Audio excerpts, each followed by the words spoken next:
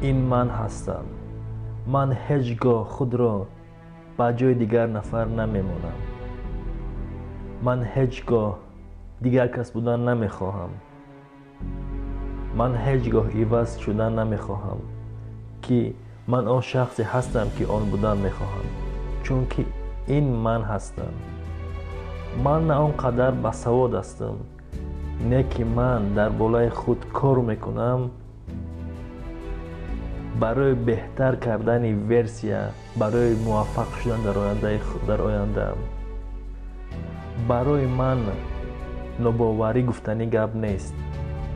من به خود باور دارم که به همه کار آماده هستم. من برای نمایش دادن خود را نشان نمیدهم،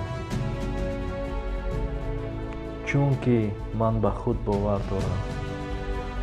من شاید با سواد نباشم، اما من برای بهتر کردن ورسیا، برای موفق شدن هر روز کار میکنم. من امروز در آن راه هستم. من انشاءالله آن راه را طی میکنم. شما را هم هیچگاه دستگیری آن کس نباشین. شما را به کار خود با خود باور کنید، به آن راه بروید. انشاءالله به آن راه شما هم میرسید. اگر لازم باشد تنها برای تنها کوشش کن، تنها موفق شو. وقتی که تو با خود کار میکنی، وقتی که تو با خود باور داری، تو خودت از همه کارها برآمده میتونی. میخوای که تو موفق شوی؟ بله، من میخوام موفق شوم. در من موفقی گفتنی گپ نیست.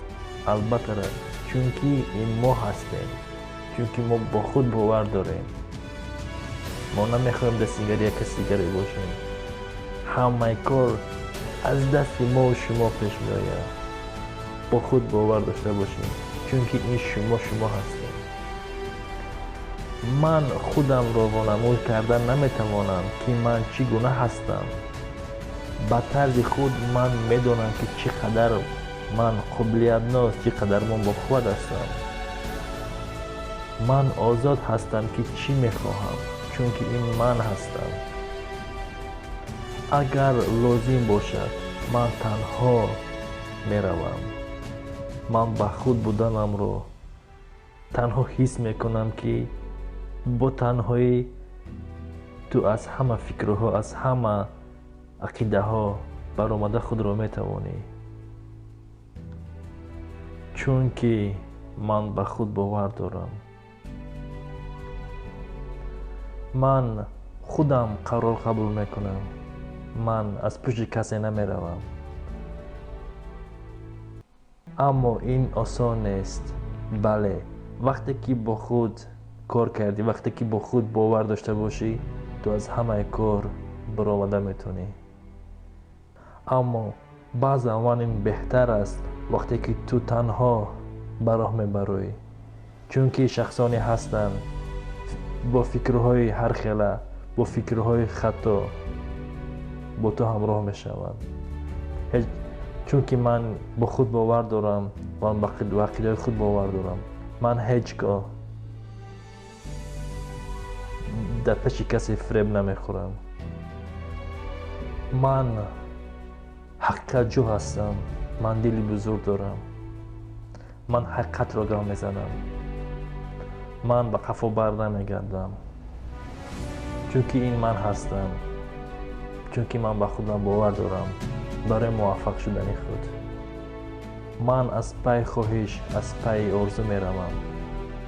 وقتی که با خود هر روز کار کردی، وقتی که با خود هر روز باور داشته باشی، ما هم نصیب انشاءالله آن آرزوی، آن خواهش رو داریم، با آن میرسیم. در اینجا البته اول باید به خود باور کن. تو خودت را شناس که هستی. وقتی که تو خودت را شناختی، وقتی که ما خودم را شناختیم، من آنگاه در حقیقت ما هستیم. در حقیقت این تو میشه. چون که وقتی که خود را شناختی البته همه را میشناسی. و شما در این کانال رو بلند شوید نصیب ما ویدیوهای جالب پیشکش شما میگردونیم. رحمت به همه شما را دست گیرد.